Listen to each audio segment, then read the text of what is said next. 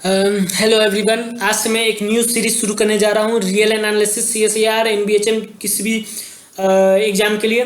और ये real analysis का सीक्वेंस का पहला पार्ट है। सबसे पहले मैं आपको लोगों को बता दूँ कौन से बुक आप लोग प्रीफर कीजिए।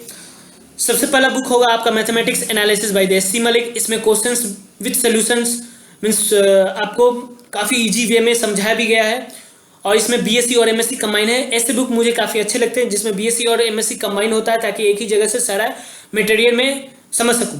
दूसरा बुक है आपका element of the real analysis by the MD राज सिंघानिया। ये भी काफ़ी अच्छी बुक है। इसमें थ्योरम्स काफ़ी है और उसका प्रूफ काफ़ी इजी लैंग्वेज में समझाया गया है। Principle of the mathematics analysis by the Rudin, इसका लैंग्वेज थोड़ा टफ है लेकिन ये भी काफ़ी अच्छी बुक में है से एक मानी जाती है। और ये CSIR के लिए काफ़ी हेल्प करती है, CMI के लिए भी। ये दो बुक हैं आपको CMI और ISI के लिए हेल्प करेगी, क्योंकि इसमें थ्योरम्स पूछे जाते हैं, उनके प्रूफ पूछे जाते हैं और ये यहाँ से आपको कवर हो जाएगा। इसमें आपको प्रॉब्लम है बस, और इसको आपको परचेज करना पड़ेगा। इसके PDF अवेलेबल नहीं है।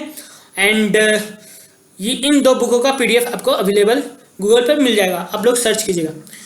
माई सेल्फ परिचित कुमार, और आज का टॉपिक है सीक्वेंस। सीक्वेंस क्या होता है, सबसे पहले हम लोग इसका डिफिनीशन देखेंगे। डिफिनीशन कुछ भी नहीं है। Sequence is a type, special type of the function, is a mapping from natural number और द Z+ इज ए 1 2 3, ठीक है। और नेचुरल नंबर आपका भी यही होता है 1 2 3, और वो हमें देता है real number only R। Real number का क्या होता है, रेंज, मतलब ये कहाँ से कहाँ तक जा सकता है, -∞ to ∞, ठीक है। रियल नंबर में सीक्वेंस आता है लास्ट में, इसलिए इसे रियल नंबर सीक्वेंस भी बोलते हैं। अब हम लोग आते हैं फंक्शन क्या होता है। फंक्शन सबसे पहले हम लोग समझ लेते हैं। जिसने किसी ने भी फंक्शन का आइडिया दिया होगा वो काफ़ी इंटेलिजेंट हुआ होगा, क्योंकि उसने देखा होगा कि आसपास के जितने भी हमारे सामने कुछ भी चेंज हो रहा है या उसके पीछे कुछ चीज़ होगा, तभी तो वो चेंज होता है। मीन्स आउटपुट जो हमें आज दिखने को मिल रहा है, इनपुट भी कुछ ना कुछ होगा। अर्थ भी बना है कुछ साल 400 करोड़ साल के बाद ये इतना बड़ा अर्थ और ये यूनिवर्स बना है। उसी तरह ये भी है फंक्शन का आइडिया, ठीक है।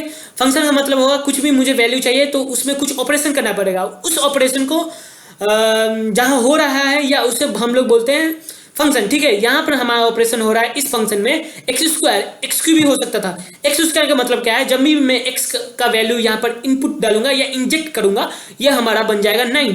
यहाँ पर फंक्शन का वैल्यू हो गया हमारा 9। अब फिर से इस फंक्शन को मैं दूसरे फंक्शन में इंजेक्ट करूंगा, मीन्स ये इस फंक्शन का आउटपुट दूसरे फंक्शन के लिए इनपुट बन जाएगा। वहाँ पर फंक्शन हमारा g था, ऑपरेशन x+1 था, वो हमारा बन जाएगा आउटपुट आ जाएगा हमारा फंक्शन ऑफ फंक्शन 10, ठीक है। यहाँ पर जब मैंने 9 पुट किया तो ये फंक्शन को अकॉर्डिंग जो भी ऑपरेशन चल रहा था वो हमें 10 दिया। तो इनपुट में हम इनपुट जो है वो ऑन आएगा, मतलब मीन्स आएगा x एक्सिस पे, और आउटपुट हमारा आएगा y एक्सिस पे। ये x एक्सिस से, ये y एक्सिस से, यहाँ पर हमारा इनपुट होगा और यहाँ पर हमारा आउटपुट होगा, ठीक है। ये फंक्शन का डिफिनीशन था। ग्राफ में एक बात जल्दी से बता दूं, देखिए सबसे पहले हमने बताया था कि फंक्शन का ऑपरेशन कुछ भी हो सकता है, लेकिन इसको डिनोट करने का तरीका या नेम ऑफ फंक्शन हम f से डिनोट करेंगे, और आउटपुट हमारा होता है इनपुट हमारा ये x होता है। x को हम लोग इनपुट करेंगे, जो वैल्यू ऑपरेशन करने के बाद आएगा उसे आउटपुट बोलेंगे। तो लाइक यहाँ इस फंक्शन पे जब मैंने x1 लिया या इंजेक्ट किया, just I choose the first element, so name as the x1, ठीक है। फर्स्ट एलिमेंट का मैं नाम डालूंगा x1, दूसरे एलिमेंट का डालूंगा x2। तो जैसे इंजेक्ट करूंगा यहाँ पर, ठीक है, हमारा फंक्शन क्या हो जाएगा, f ऑफ मीन्स कोडोमेन, या आप बोल सकते हो आउटपुट। तो f of x1 f of x2, और फर्स्ट वाले को फर्स्ट वाले के साथ देखेंगे कहाँ पर मिलता है, उससे एक पॉइंट से डिनोट करेंगे, और सेकंड वाले को सेकंड वाले से देखेंगे और से एक पॉइंट से डिनोट करो और मिला देंगे। ये होता है ग्राफ बनाने का तरीका फंक्शन के लिए। अब हम लोग आते हैं फंक्शन का जो आइडिया था उसके देखिए, ये आइडिया मैं इसलिए देना चाहता हूँ, जब हम बड़े पैमाने पर आइडिया को देखेंगे या किसी चीज़ को बड़े पैमाने पर सोचेंगे तो ईजी हो जाता है याद रखना। तो देखते हैं सबसे पहले कि बिग बैंग हमारा 113.7 बिलियन पहले हुआ। इसका मतलब है 1317 ईयर पहले, करोड़ ईयर, ठीक है, करोड़ ईयर पहले बिग बैंग हुआ, और इस एक पॉइंट से ये हमारा इतना बड़ा यूनिवर्स बन गया, ठीक है। एक पॉइंट इंजेक्ट हुआ यूनिवर्स में, ठीक है, इनपुट हुआ और आउटपुट हमारा इतना बड़ा हो गया। फंक्शन ही ये तो है। जब आप फिजिक्स के तौर पर पढ़ोगे तो फिजिक्सियन की तरह सोचोगे, जो मैथ्स की तरह सोचोगे तो मैथमेटिशियन की तरह सोचोगे तो मैथ्स अप्लाइड होगा। तो आते हैं फिर से दूसरा एग्जाम्पल देखते हैं। यूनिवर्स में जो यूनिवर्स का डायमीटर है वो 93 बिलियन लाइट ईयर है। 1 लाइट ईयर आपका हो गया एक साल में डिस्टेंट कवर बाई लाइट, ठीक है, 1 ईयर में। तो इसका डायमीटर है 93 बिलियन लाइट ईयर। और इसके बाहर क्या है, इसके बाहर भी नंबर ही है और इसके अंदर भी यही तो नंबर ही है। तो खुद पॉइंट हो या एक सर्किल है, एक या बड़ा सर्किल हो, छोटा सर्किल हो, या खुद यूनिवर्स हो, इसमें एक चीज कॉमन है, पाई 3.14। इस यूनिवर्स में भी उतना ही है, क्योंकि ये जितना इतना बढ़ रहा है, जितना इधर बढ़ रहा है, जितना उधर इधर जितना भी किधर भी बढ़ रहा है, वो सब बढ़ना नंबर ही है, ठीक है। पाई का भी इंट नहीं है और इस यूनिवर्स का भी इंट नहीं है। यही लिंक बैठाना हुआ। जब आप मैथमेटिशियन बनोगे तो मैथमेटिशियन की तरह सोचो, इसलिए मैंने एग्जांपल दिया, फंक्शन का एग्जांपल दे रहा था। देखो पैरेलल यूनिवर्स थ्योरी भी आया हुआ है कि हमारे हो सकता है कि हर यूनिवर्स की तरह उसके पैरेलल भी एक यूनिवर्स हो। तो इसका जो इनपुट होगा, यहाँ पर मान लो मैं अर्थ एज ए इनपुट यूज कर रहा हूँ दूसरे यूनिवर्स में आउटपुट के लिए, तो इधर अर्थ हो जाएगा इनपुट, लेकिन जब इधर जाएगा वो आउटपुट के तौर पर उधर काम करेगा। और ये कैसे होता है, ब्लैक होल के मदद से। अभी पता नहीं है ब्लैक होल क्या है, लेकिन कुछ साइंटिस्ट का मानना है कि ब्लैक होल में लाइट भी चला जाता है और वो वापस नहीं आता। हो सकता है वो दूसरे यूनिवर्स में चला गया हो, लाइक पैरेलल यूनिवर्स थ्योरी के हिसाब से। लेकिन ये सब एग्जाम्पल है, अभी प्रूफ इसका नहीं है, तो इसमें हम लोग ज़्यादा नहीं जाते हैं। फिर से हम लोग आते हैं सीक्वेंस के ऊपर। हमारा मकसद सीक्वेंस है। तो मैंने सबसे पहले बताया ये special type of the function है जहाँ पर नेचुरल नंबर 2 रियल नंबर होता है। अब ये जो नेचुरल नंबर है, रियल नंबर जो भी है, ये नंबर सिस्टम है। सबसे पहले हम लोग समझते हैं नंबर सिस्टम होता क्या है। जब भी इंसान ने नंबर को गिनना शुरू किया, लाइक यहाँ पर 1 है, देखते हैं 1 भी एक लाइक एक डंडे की तरह, एक ट्री की तरह, एक पेड़ की तरह, एक इंसान की तरह। तो इंसान ने लिखना या नंबर को लिखना भी नेचर से ही सीखा, इसलिए इसे नेचुरल नंबर बोलते हैं या फिर डिनोट करते हैं नेचुरल नंबर से, ठीक है। यहाँ पर बस पॉजिटिव नंबर ही आएगा, ठीक है। इंटीजर में क्या हो जाएगा, निगेटिव नंबर आ जाते हैं, एक्स्ट्रा निगेटिव नंबर, ठीक है, एक्स्ट्रा है। इंटीजर खुद नेचुरल नंबर भी है और अपने साथ अलग प्रॉपर्टी भी लेके रखता है, लेकिन एवरी नेचुरल नंबर इज, हम लोग बोल नहीं सकते हैं कि वो इंटीजर होगा, ठीक है। ये एक सबसेट की तरह है, ठीक है, कि ए सबसेट ऑफ द बी, ठीक है, लाइक डेट। आप लोग ये डायग्राम याद कर लो या समझ लो, क्योंकि ये रियल एल्जेब्रिक एक्सटेंशन में भी बहुत काम आएगा। फिर हम लोग देखते हैं रेशनल नंबर। रेशनल नंबर क्या हो गया, अपना हो गया a divide by b where the b does not equal to 0। If it is become the 0 it's automatic become a infinite, and infinite होने पर ये रियल नंबर में आ जाएगा। इसलिए डिफरेंस यही है रियल नंबर रेशनल नंबर में। a और b के a डिवाइड बाई b के फॉर्म में रहेगा, वहाँ पर b does not equal to b equal नहीं होगा 0 का। यदि होगा तो वो बन जाएगा हमारा इन्फिनाइट और ये रियल नंबर पे चला जाएगा। तो रेशनल नंबर हमारा क्या था, 1/2, 1/3, इसी तरह, ठीक है। और हम लोग फिर नेक्स्ट देखते हैं irrational number. Irrational number means that did not stop, ठीक है, वो स्टॉप नहीं होता है एक्चुअली में, जैसे पाई का वैल्यू, ठीक है। पाई का वैल्यू क्या था, 3.14 सो ऑन। तो जो वैल्यू इंट नहीं होता है उसे हम लोग इरेशनल नंबर बोलते हैं। रियल नंबर क्या हो गया, रियल नंबर यहां से यहाँ इरेशनल नंबर था, रियल नंबर हो गया ये आपका, ठीक है, सारे ये एक्स्ट्रा, और इसे डिनोट करते हैं आर से, और ये पूरा भी रियल नंबर ही है, ठीक है। कॉम्प्लेक्स नंबर हो गया एक्स्ट्रा आई, जब आई हमें मिलता है, ठीक है। आई का वैल्यू क्या था, यही है,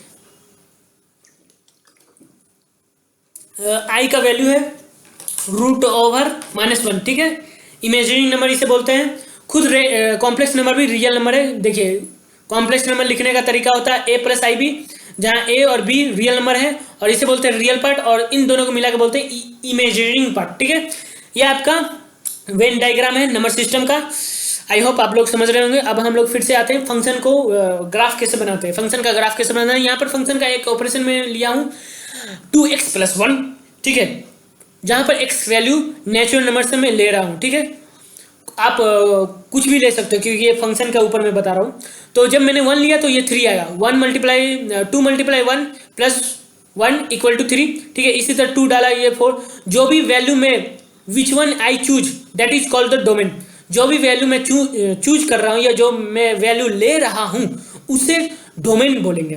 और जहां पर वो वैल्यू आ रहा है, किसी सेट में आ रहा होगा ना, उसे कोडोमेन बोलेंगे। लेकिन जो वैल्यू आया, ठीक है, उसे रेंज बोलेंगे, ठीक है। उसे बोलते हैं इमेज भी बोल सकते हैं, ठीक है। 3 ये हल्के लाइन से मैंने दिखाया है, 3, 5, 7, 9, इसे हम लोग बोलेंगे कोडोमेन। और ग्राफ पर कैसे बनाएंगे? रेंज आपका यहाँ हो जाएगा वाई एक्सिस पे, और डोमेन जो मैंने चूज किया वो एक्स एक्सिस पे आएगा। ये यहाँ पर नहीं है, ठीक है, वो बाई मिस्टेक आया। अब हम लोग फिर से आते हैं mathematics, method of defining sequence, ठीक है। तो मान लो एक सीक्वेंस मैंने लिया, S N equal to -1 power n, जहाँ पर, अब ध्यान से सुनिए, जहाँ पे n जो था वो नेचुरल नंबर से ही, ऑलवेज n हमारा जो भी होगा नेचुरल नंबर ही होगा, नेचुरल नंबर या फिर जेड प्लस, ठीक है, जेड प्लस। तो जब ये S1 S2 क्या है, ये टर्म है। जब मैं 1 रखूंगा, आई पुट 1, तो ये फर्स्ट टर्म कहलाएगा S1 टर्म, सीक्वेंस का फर्स्ट टर्म, सीक्वेंस का सेकंड टर्म, सीक्वेंस का थर्ड टर्म। क्या मेरे वैल्यू आ रहे हैं वो ये दर्शाने का, ये दिखाने का तरीका होगा। तो जब मैंने 1 डाला तो ये क्या हो जाएगा, ये 1 होगा, तो ये क्या हो जाएगा, -1 ही आएगा ना। और 2 डालूंगा तो किसी का भी -1 मल्टीप्लाई -1 क्या होगा, पावर, मतलब वो 1 हो जाएगा। तो ऑड के लिए, और इसी तरह ये चलेगा। तो ऑड के लिए -1, इवन के लिए 1 था, ठीक है, इवन के लिए 1 आ रहा है ना, तो ये बन गया हमारा, ठीक है, रेंज। तो रेंज इसे मैंने यहाँ पर दिखाया हूँ। और कोडोमेन आपका हो गया इक्वल टू रेंज, ठीक है। ये मैंने पीछे भी बताया कि कोडोमेन और रेंज में डिफरेंस क्या था, लेकिन बहुत बार या some time codomain range equal होते हैं। जैसे यहीं पर ही देखिए ना, एक्स्ट्रा एलिमेंट थोड़े हैं यहाँ पे, नहीं है ना, यहाँ पे एक्स्ट्रा एलिमेंट नहीं है, और जो मैं चूज कर रहा हूँ उसे डोमेन बोलेंगे। आई होप आप लोग समझ रहे होंगे। इसका ग्राफ देख लेते हैं जल्दी से, सीक्वेंस का, हर सीक्वेंस का ग्राफ हो सकता है, इसलिए मैंने इस सीक्वेंस का ग्राफ बनाया है। देखते हैं, जब फर्स्ट हमने 1 लिया तो वैल्यू आया -1, 2 लिया तो 1, और 3 लिया तो -1, और इस तरह ये ग्राफ बनता रहेगा। ये एक्चुअली में एग्जाम्पल फॉर द डाइवर्जन है, बाद में मैं बताऊंगा डाइवर्जन होता क्या है। सबसे पहले हम लोग देखते हैं कि सीक्वेंस का जो है एग्जाम्पल देखेंगे नेचर में, और सीक्वेंस इतना क्यों जरूरी है एक एग्जाम्पल देखते हुए समझेंगे। और जो भी हम मैथमेटिक्स कर रहे हैं उसका एक्चुअली में मैथमेटिक्स बोर्ड मारता है। मैथमेटिक्स जब हम लोग करते हैं तो बोर्ड मारता है, तो जब हम बड़े पैमाने पे इसको रिलेट करेंगे तो बोर्ड मारना थोड़ा कम हो जाएगा। इसलिए मैं ये एग्जाम्पल देना चाहूँगा। हमारा ये फेमस सीक्वेंस है, फिबोनाची सीक्वेंस। इसका सीक्वेंस का पैटर्न ये है, ठीक है। पैटर्न ये कहता है कि जो भी कोई भी एलिमेंट होगा यहाँ पे, किसी भी टर्म सीक्वेंस के टर्म पे जो भी एलिमेंट है, 2 हो गया, वो प्रीवियस टू टर्म का सम होगा, ठीक है। जैसे ये 21 क्या होगा, 13 + 8 का सम होगा।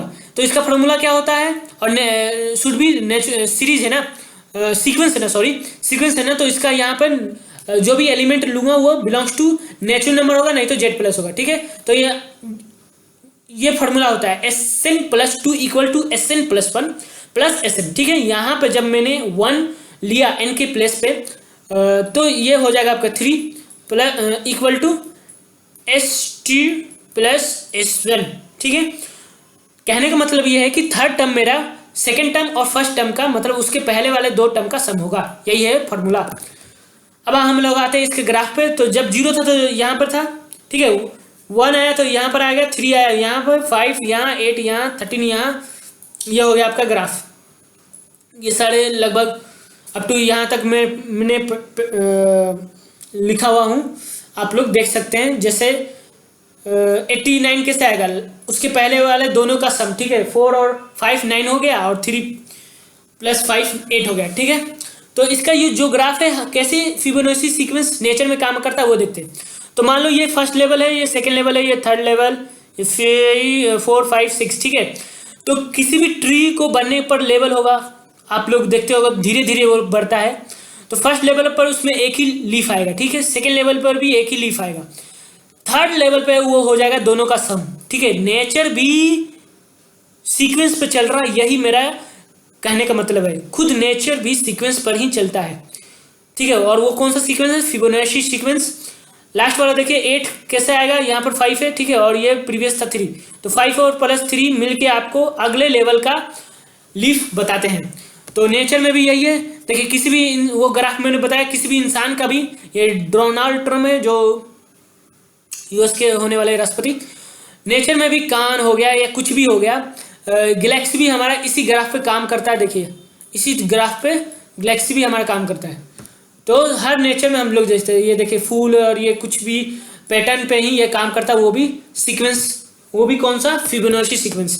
ये देखिए ये सी में पाया जाता है। और ये किसी भी इंसान का चेहरा आप देखोगे, कान देखोगे, मुंह का भी बनावट, तो ये इसी तरह काम करता है, ठीक है। ये सीक्वेंस पर ही सारा चीज़ काम करता है हमारा नेचर। अब मैं इतना सारा एग्जांपल देने से अच्छा हो कि मैं आपको एक बुक बता दूं जहां से आप इजीली पढ़ सकते हैं। ये बुक मारियो लियो का द्वारा लिखी गई है, इज गॉड ए मैथमेटिशियन, ठीक है, क्या भगवान मैथमेटिशियन है, इसके ऊपर है। क्योंकि हमारे नेचर में या किसी भी चीज़ में, यूनिवर्स को भी मैंने जैसे बताया, हर चीज़ पर फंक्शन हो, हर जगह पे मैथमेटिक्स के लॉ काम करते हैं। तो ये बुक आप प्रेफर कीजिए, अच्छी बात होगी। फिर से हम लोग सीक्वेंस पे आते हैं। एक मिनट,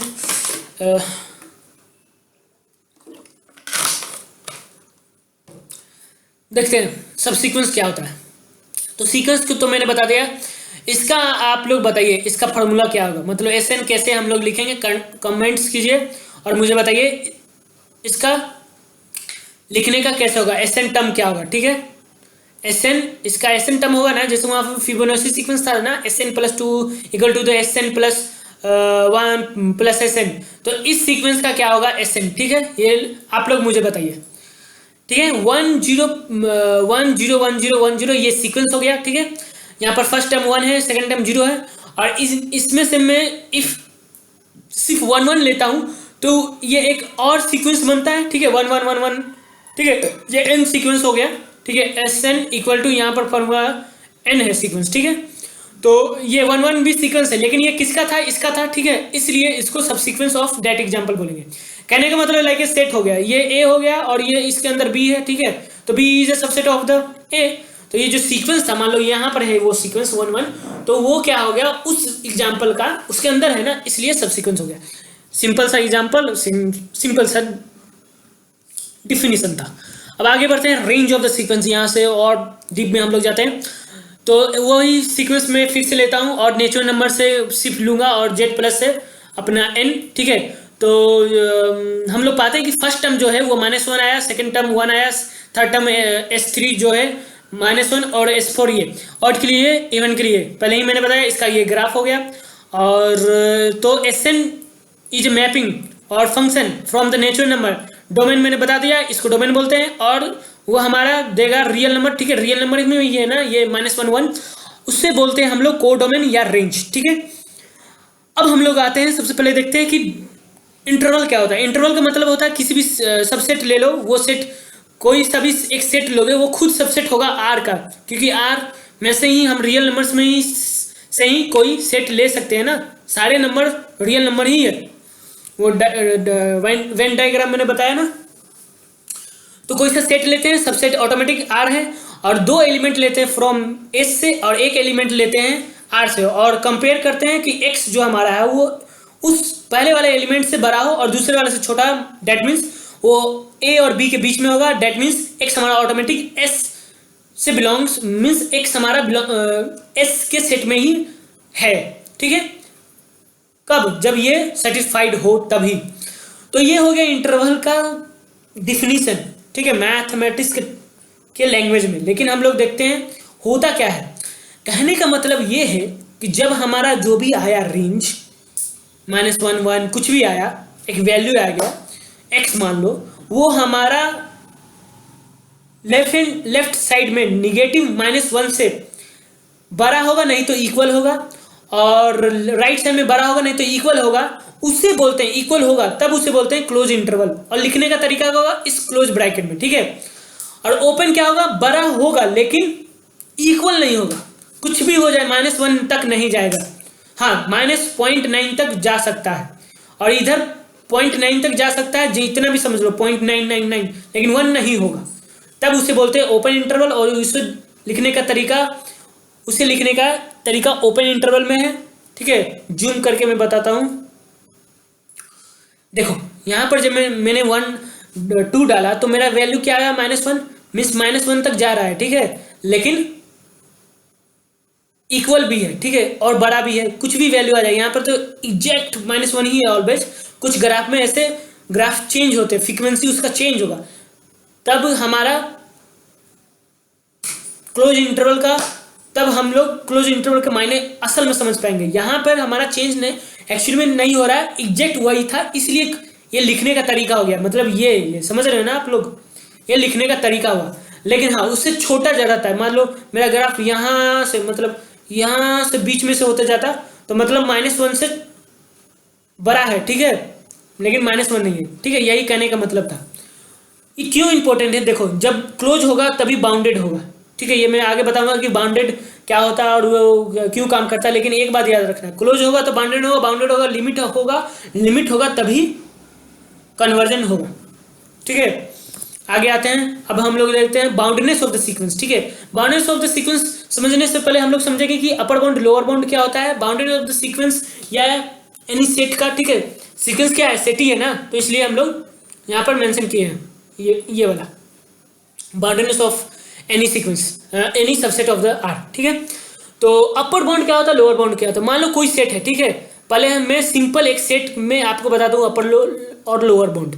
तो यहाँ पर सेट है हमारा 1 2 3। ठीक है, ये 1 हो गया आपका लोअर बाउंड और ये 3 हो गया अपर बाउंड, यही है बस, और कुछ नहीं है। लेकिन जब सीक्वेंस में या रियल नंबर में आएंगे तब हम दो सेट के बीच कंपेयर करके देखेंगे क्या है अपर बाउंड, क्या है लोअर बाउंड। तो इसका डिफिनीशन ये है। तो एक एनी सेट लिया which is subset of the R, दो element, I just choosing 2 elements from both subset, both set. Okay, so K हो गया आर से, एक्स हो गया एस से। ठीक है, यदि अब समझिए, यदि मेरा जो के था आर वाला एलिमेंट वो एस वाले एलिमेंट से बड़ा या इक्वल होगा तो के हमारा कहलाएगा अपर बाउंड। ठीक है, एंड एस हमारा कहलाएगा बाउंडेड अबव। ठीक है, इसी को इंग्लिश लैंग्वेज में यहां पर मेंशन किया गया है। अब हम लोग देखते हैं एक एग्जांपल। आर माइनस क्या है, सबसेट है आर का, आर खुद में क्या है, माइनस, आर खुद में क्या था, -इन्फिनाइट टू इन्फिनाइट। ठीक है, आर को जब हम स्ट्रेट लाइन पर दिखाएंगे भी तो ये इसी तरह चलते रहता है, जितना इधर जाएगा उतना इधर, और बीच में 0 होगा। ठीक है, ये इधर माइनस माइनस माइनस, इधर प्लस प्लस प्लस। तो आर माइनस की बात कर रहा हूँ खाली। ठीक है, सिर्फ आर माइनस की। तो आर माइनस सबसेट हो गया ना इसका, तो अपर बाउंड क्या होगा आर माइनस का 0, क्योंकि 0 क्या, विच एलिमेंट, इसके तौर पे मैं बता रहा हूँ। 0 जो एलिमेंट है वो आर का है। ठीक है, एक एलिमेंट ले लिया लाइक ए के, और उसको कंपेयर किया आर माइनस से, किसी भी एलिमेंट से, तो 0 तो हमेशा बड़ा ही होगा ना, और इक्वल भी हो सकता है। तो वो 0 हो गया upper bound for the R minus, और R minus is the bounded above. ठीक है, और खुद 0 से भी बड़ा क्या है, आर के एलिमेंट। तो ये सारे भी एलिमेंट आपके हो जाएंगे आर माइनस के लिए अपर बाउंड, इसमें कोई दो राय नहीं है। लेकिन सेट में हो सकता है मेरा सेट में मैं जिस सेट से कंपेयर करूं वहां पर 1 2 3 ना हो, 0 हो, तब वहां पर 0 अपर बाउंड होगा। ठीक है, आर माइनस के लिए। तो ये कंपेयर और ये मैथमेटिक्स में आपको एक छोटा सा बात बताता हूँ। मैथमेटिक्स यही है, एक पॉइंट दूसरे पॉइंट पर क्या करता है, या फिर उस पॉइंट से इस पॉइंट पर क्या होता है, यही हम लोग मैथमेटिक्स में करते हैं और कुछ नहीं। इसलिए अपर बाउंड लोअर बाउंड यही सारा, सेट में क्या होता है, पॉइंट मिस नंबर क्या फंक्शन करता है, नंबर में कैसे ऑपरेशन हो रहे हैं, यही सब है। ये तो समझाने की बात हो गई। अब फिर से हम लोग आते हैं लोअर बाउंड के ऊपर। लोअर बाउंड उसी तरह हो गया, दो वी कंसीडर टू सेट। ठीक है, should be one set is the subset of the another. ठीक है, 2 element from both set taken and the that element. ठीक है, okay, K should be the less than compare to the S element X. ठीक है, X element. If this happen then K is called the lower bound for the S and the S is called the bounded below. Okay, कहने का मतलब same उसी तरह है, बस यहां पर के मेरा छोटा हो जाएगा तो के हमारा हो गया लोअर बाउंड उस सेट के लिए। एग्जाम्पल देते हैं, देखिए नेचुरल नंबर में क्या है 1 2 3 so on, इसमें निगेटिव नंबर नहीं है, तो इसका सबसे लोअर बाउंड क्या होगा 1 होगा। सबसे लोअर बाउंड होगा 1 2 3 कुछ भी हो सकता है, कंपेयर उस सेट में कितने भी एलिमेंट हो। लेकिन नेचुरल नंबर जब हम लोग रियल नंबर से करेंगे कंपेयर, तो हम लोग देखते हैं कि 1 2 3 हम लोग देखते हैं कि 1 लोअर बाउंड है, क्योंकि 1 2 3 all element are the real number. ठीक है, मैंने चूज कर लिया। इस -1 भी है, -1 भी नहीं -1 नहीं है, सॉरी। देखो इसी डिफिनीशन के ऊपर मैं बताता हूँ। देखो नेचुरल नंबर से मैंने एक एलिमेंट लिया 3, ठीक है, और हम R से क्या ले सकते हैं 1 ले सकते हैं, तो 1 लिया, तो ये सेटिस्फाई हुआ डिफिनीशन। तो क्या हुआ 1 जो है हमारा वो हो गया आपका लोअर बाउंड। ठीक है, मैं कह रहा था कि नेचुरल नंबर जो है उसमें लोअर बाउंड होगा, अपर बाउंड नहीं होगा। ठीक है, ये मैं नेक्स्ट एग्जाम्पल से और बताऊंगा। देखते हैं R+। ठीक है, एक बात याद रखेगा, ये नोट बहुत इंपॉर्टेंट है। Every finite set is only upper bound. ठीक है, फाइनाइट सेट में ही अपर बाउंड होगा, इनफाइनाइट सेट में नहीं होगा। R+ इनफाइनाइट सेट है, ठीक है, वो बाउंडेड एबव नहीं होगा, कभी भी नहीं होगा। ठीक है, अपर बाउंड किसी भी सेट में हो सकता है, ओके, लेकिन इनफाइनाइट सेट में होगा अपर बाउंड। आप कैसे R+ का अपर बाउंड सोचो, कभी आएगा नहीं। ओके, तो ये नोट पॉइंट है समझने के लिए, जब हम डीप में जाएंगे तो ये इजी होगा समझना। तो R निगेटिव के लिए तो अपर बॉन्ड हम लोग निकाल सकते हैं, क्योंकि R निगेटिव सारे निगेटिव पॉइंट है। अब यहाँ पर समझना, R निगेटिव में सारे एलिमेंट निगेटिव है, तो उसका अपर बाउंड तो हम लोग निकाल ही सकते हैं, लेकिन R+ के लिए अपर बाउंड नहीं निकाल सकते, क्योंकि उसका एंड ही नहीं है, इसलिए। ओके,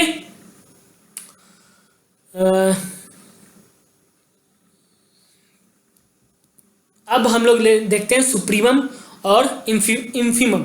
ठीक है, ये जो डिफिनीशन है ये बुक का डिफिनीशन है, सारे बुक में ये डिफिनीशन होता है। मैं एग्जांपल बता रहा हूँ। देखो फिर से अपर बाउंड और लोअर बाउंड यहाँ पर क्लियर हो जाएगा, और अच्छे से मैं कोशिश करता हूँ समझाने की। देखो एनी सेट लो, ठीक है, यहाँ पर आपका अपर बाउंड हो जाएगा 7, लेकिन जब मैं कंपेयर करना पड़ेगा, मैंने बताया ना यहाँ पर सीक्वेंस का कंपेयर करना पड़ता है। तो किसी सेट से कंपेयर करो, नंबर सिस्टम के किसी सेट से, तो Q से कंपेयर किया तो इसका अपर बाउंड हो जाएगा। इस सेट के लिए 7 भी अपर बाउंड है, 8 भी है। ठीक है, 8 Q में है ना, 8 Q में है।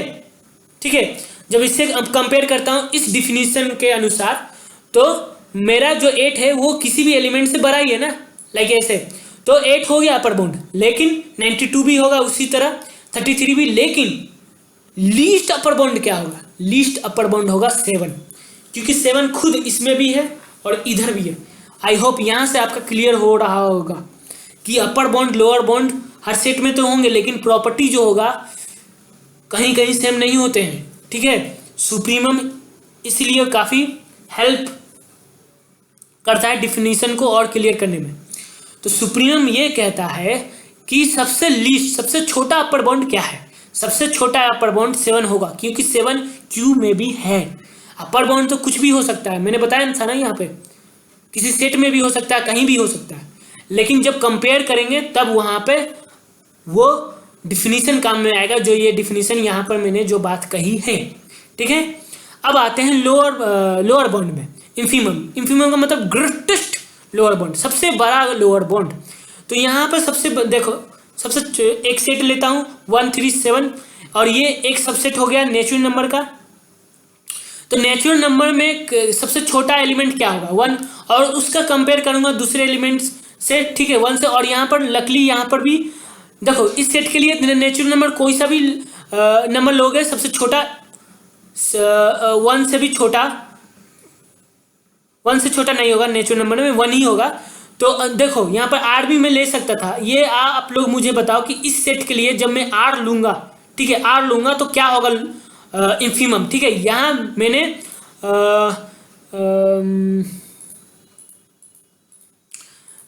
नेचुरल नंबर लिया है, ठीक है। तो इसके लिए नेचुरल नंबर के लिए मेरा क्या बोलते हैं, नेचुरल नंबर के लिए मेरा लोअर बाउंड 1 है, ठीक है। और इन्फिमम हो गया सबसे बड़ा लोअर बाउंड। तो सबसे पहला लोअर बाउंड क्या है, 1 ही है, तो वही आपका एज ए इन्फिमम भी काम करेगा। इन्फिमम हो जाएगा आपका सबसे बड़ा वाला लोअर बाउंड, ठीक है। आप लोग मुझे बताओ कि जब मैं इस सेट का कंपेयर करूंगा क्यू से, आर से, आई से, किसी भी सेट से, ठीक है, तब लोअर बाउंड क्या होगा या इन्फिमम क्या होगा, ठीक है। अब हम लोग समझते हैं जो जितना भी माथा पच्ची किया इसके लिए कि बाउंडेड ऑफ द सीक्वेंस क्या होता है। अब देखो, जब हमारा सीक्वेंस का रेंज, ठीक है, रेंज बिलो या अपर हो, बिलो या एबव हो, ठीक है, बाउंडेड एबव हो या बाउंडेड बिलो हो, ठीक है, या दोनों हो, रेंज, ठीक है, रेंज, तब हम उस सीक्वेंस को बोलते हैं बाउंडेड सीक्वेंस, ठीक है। कहने का मतलब है जब सीक्वेंस के पास लोअर बाउंड हो, ठीक है, -1 इसके लिए लोअर बाउंड का काम करेगा ना। सीक्वेंस में क्या आएगा, अपना जो भी हमारा वैल्यू आएगा -1, S2 टर्म पे 1, ठीक है, तो इसमें -1 क्या आ जाएगा, लोअर बाउंड हो जाएगा ना, लोअर बाउंड हो जाएगा, और अपर बाउंड 1 होगा, ठीक है। और इन दोनों के बीच में ये हमारा सीक्वेंस है, ठीक है, इन दोनों के बीच में, तो ये इससे बड़ा हो गया और ये इससे छोटा हो गया, ठीक है। उसी को लिखने का तरीका हो गया, ठीक है, K1 K2 मीन्स यहाँ पर हमारा K1 है लोअर बाउंड और K2 है अपर बाउंड, ठीक है, 1 और लाइक -1 की तरह। और Sn जो हमारा जो भी सेट था वो ऑटोमेटिक इसका सबसेट है ना, क्योंकि जितने भी मैं एलिमेंट ले लूँ उस रेंज में ही आएंगे, और इसका रेंज वहाँ पर आया था -1 और 1। मैंने बस डिनोट करने के लिए K1 K2 लिखा है, ठीक है। तो यहाँ पर -1 था और यहाँ पर 1 था, तो मतलब इस सीक्वेंस के लिए अपर बाउंड और लोअर बाउंड दोनों ये सीक्वेंस रखता है, ठीक है, रेंज में। तो इस टाइप ऑफ या इस सीक्वेंस को हम लोग बाउंडेड सीक्वेंस बोलेंगे, ठीक है। डिफिनीशन ये भी है, सिर्फ मान लो ये नहीं होगा तो ये सीक्वेंस आपको कहलाएगा बाउंडेड बिलो, ठीक है। और जब ये ना हो और ये हो तब हम लोग कहेंगे बाउंडेड एबव, लेकिन जब दोनों हो जाएगा तो उसको बोलते हैं बाउंडेड सीक्वेंस। आई होप आप लोग समझ रहे होंगे। और जब सीक्वेंस बाउंडेड हो तो उस सीक्वेंस का सब सीक्वेंस भी, ये नोट पॉइंट है, बाउंडेड होता है। मैंने बोला था ना, ये मान लो एक बड़ा सीक्वेंस है, उसके अंदर एक छोटा सब सीक्वेंस है, उसे सब सीक्वेंस बोलेंगे। तो जब बड़ा वाला ऑटोमेटिक बाउंडेड है तो छोटा वाला भी बाउंडेड होगा, यही था। अब हम लोग देखते हैं मोनोटोनी सीक्वेंस। मोनोटोनिक सीक्वेंस में सबसे पहले हम लोग देखेंगे increasing sequence, decreasing sequence, strictly increasing, strictly decreasing. Increasing sequence क्या है, जब सीक्वेंस के टर्म इंक्रीज होते जाएं, ठीक है। S1 जो टर्म था वो छोटा हो S2 टर्म से, S2 छोटा हो S3 से, मीन्स Sn इंक्रीज होता रहे, उस टाइप ऑफ सीक्वेंस को बोलते हैं, टर्म जो इंक्रीज होता रहेगा उस टाइप ऑफ सीक्वेंस को बोलते हैं इंक्रीजिंग सीक्वेंस, ठीक है। और हमारा n शुड बी Z+ और n से ही हमारा होना चाहिए। इसे ऐसे भी लिख सकते हैं, कहने का मतलब है जो हमारा Sn टर्म है वो छोटा होगा या इक्वल होगा Sm टर्म से। कहने का मतलब है कि जो नया टर्म आएगा वो पीछे वाले टर्म से बड़ा हो जाएगा, तो वो इंक्रीजिंग सीक्वेंस है। यहाँ पे n जो है वो should be less than m, क्योंकि जब देखो m हमारा 3 मान लो तो ऐसे लिखेंगे हम लोग S3, ठीक है, और यहाँ पर लिखेंगे S2, ठीक है। तो जो भी वैल्यू आएंगे ये ऐसे आएंगे, तो ये मत कर देना गलती से कि n बड़ा ले लेना, ठीक है, क्योंकि m टर्म का मतलब क्या हुआ, m हमारा इंक्रीज होते जा रहा है, इसलिए इसका मतलब क्या है, इंक्रीज होते जा रहा है। तो वही है, मैं यहाँ पर 2 रखूंगा तो शुड भी m 2 से बड़ा होगा। तो ये ऑटोमेटिक हो गया कि सीक्वेंस जो है टर्म के बारे में हमें पता रहना चाहिए और वो कैसे बढ़ रहा है, ठीक है। टर्म में भी बढ़ते रहना चाहिए, और वो जो जिसका वो वैल्यू आएगा, जो टर्म में वैल्यू आएंगे वो शुड भी इंक्रीज होना चाहिए, ठीक है। एक एग्जांपल दे देता हूँ, इतने सारे कहानी से अच्छी है। देखो S1 मान लो आ गया -1 और S2 आ गया, दूसरा टर्म आ गया 2, S3 आ गया 4, ऑटोमेटिक देख रहे हो ना, ये इंक्रीजिंग सीक्वेंस है, ठीक है। डिक्रीजिंग क्या होगा, जब ये उल्टा होगा। S1 सबसे बड़ा था, मान लो S1 हमारा टर्म आया था, मान लो 4 आया था, और S2 आ गया हमारा गलती से 3, तो हम लोग बोलेंगे कि डिक्रीजिंग सीक्वेंस है। उसका लिखने का तरीका ये हुआ, और शॉर्टकट में लिखने का तरीका यहाँ पर ये भूलना मत। और यहाँ पर आपका हो जाएगा n जो है Sn टर्म वो बड़ा होगा Sm से, ठीक है। मीन्स जो भी नेक्स्ट टर्म आएगा वो छोटा होगा, और ये भी यहाँ पर सेम है, ठीक है। m आपका टर्म के बारे में बात कर रहा हूँ, कंफ्यूजन मत होना। टर्म हमेशा बढ़ता रहता है, ठीक है। यहाँ पर देखो टर्म जो, लेकिन उसके वैल्यू चेंज हो सकते हैं, ये याद रखना, इससे कंफ्यूज मत होना, ठीक है। स्ट्रिक्टली इंक्रीजिंग क्या होता है, जहां पर इक्वल ना आए, ठीक है, जस्ट इंक्रीज होते जा रहा है, ठीक है, ओके। तो उस टाइप ऑफ सीक्वेंस को बोलते हैं इंक्रीजिंग सीक्वेंस। लिखने में भी वही है, सेम तरीका और सेम डिफिनीशन भी है। स्ट्रिक्टली डिक्रीजिंग का मतलब क्या होता है, जहां पर डिक्रीज होता रहे, इक्वल ना हो, इक्वल ना आए, ठीक है, तो वो डिक्रीजिंग होता जाएगा। यहाँ पर गलती से इंक्रीजिंग मैंने मेंशन कर दिया है, ठीक है। Decreasing, strictly decreasing, SD, okay. और यहाँ पर आपका SI, ओके, ठीक है। आई होप आप लोग समझ रहे होंगे। अब देखो मोनोटोनिक सीक्वेंस क्या होता है, या मोनोटोनिक फंक्शन भी क्या होगा, इसी तरह होगा। फंक्शन भी इंक्रीजिंग होगा, नहीं तो डिक्रीजिंग होगा। कोई भी वैल्यू जब फंक्शन का आते रहता है F1 पे, F2 पे, लाइक ओनली ना। सीक्वेंस एग्जाम्पल है फंक्शन का भी, और फंक्शन एग्जाम्पल सीक्वेंस का भी, ये आई होप आप लोग जानते हो। तो मोनोटोनिक सीक्वेंस क्या होगा, इफ सीक्वेंस आइदर इंक्रीजिंग और डिक्रीजिंग, दोनों में से कोई एक हो, उसे मोनोटोनिक सीक्वेंस बोलते हैं। सिंपल सी बात है। ये जो नोट पॉइंट है ये आपका बहुत इंपॉर्टेंट है, ये इंटरव्यू में या कहीं भी पूछा जा सकता है।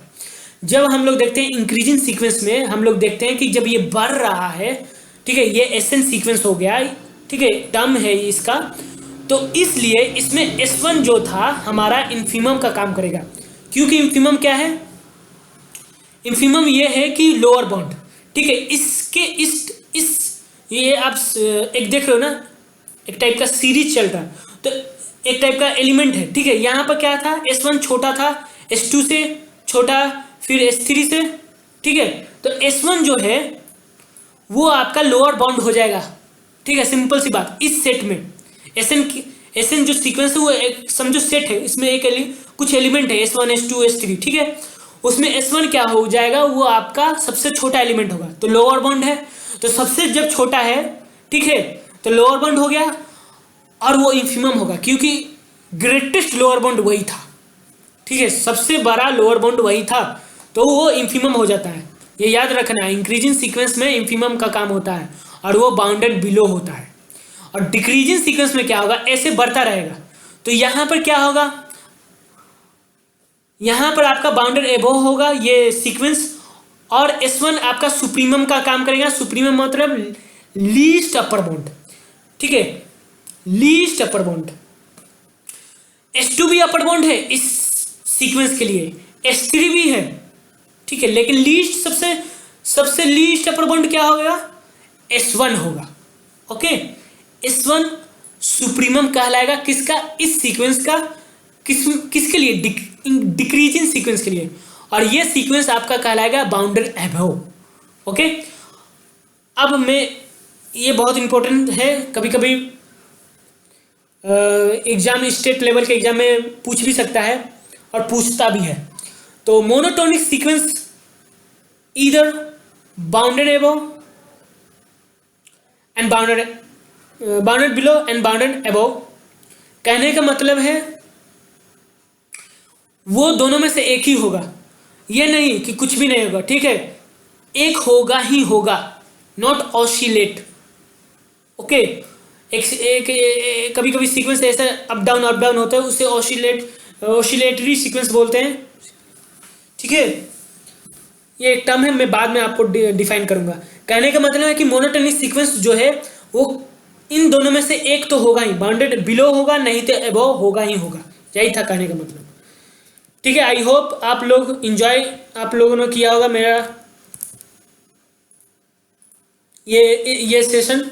इसका पार्ट 2 भी मैं जल्दी लाऊंगा, और आप लोग मुझे ये बताइए 2 क्वेश्चन मैंने इसके पहले भी पूछा मैंने। यहाँ पर आपका क्या होगा जब इन्फिमम क्यू हो आर हो कंपेयर करेंगे, जब हम यहाँ पर नेचुरल नंबर से कंपेयर हो रहा था, ठीक है। और आपको कोई भी डाउट हो आप कमेंट्स कीजिए और पूछिए, मैं क्लियर जरूर करूँगा। यदि समझ में नहीं आ रहा तो फिर से मैं अपर बाउंड लोअर बाउंड फिर से अलग एक वीडियो में सिर्फ इसके ऊपर भी चर्चा करूँगा, ठीक है। ये बड़ी सीरीज जा रही थी, मैं काफ़ी जगह पर मेरे ख्याल से थोड़ा कंफ्यूजन हुआ, लेकिन बड़ी वीडियो में यही कंफ्यूजन होता है। तो आप लोग आज से कमेंट्स कीजिए ताकि मैं समझ सकूं कि मेरा जो ये सीरीज चलेगा, जब मैं ये सीरीज बनाऊं, ये अच्छा है या बुरा, क्योंकि नहीं तो मैं नहीं बनाऊंगा, क्योंकि काफ़ी वक्त लगता है और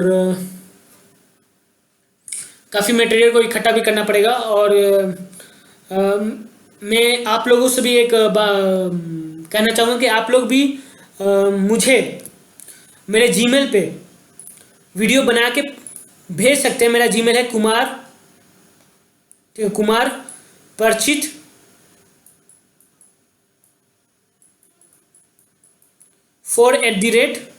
@gmail.com, ठीक है। इस पर आप अपना वीडियो आप लोग भी बना के भेजो, सवाल या कुछ भी।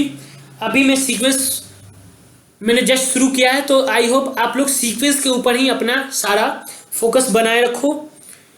इसके अलावा भी आप एक्स्ट्रा यदि आप हेल्प चाहिए तो आप डाउट या कुछ भी है आप इस मेरे जीमेल पे आप लोग पूछ सकते हो। आज के लिए बस इतना ही, क्योंकि अब मैं भी आगे का जो नेक्स्ट वीडियो होगा मैं 2 दिन में कोशिश करूँगा अपलोड करने के लिए। थैंक्स।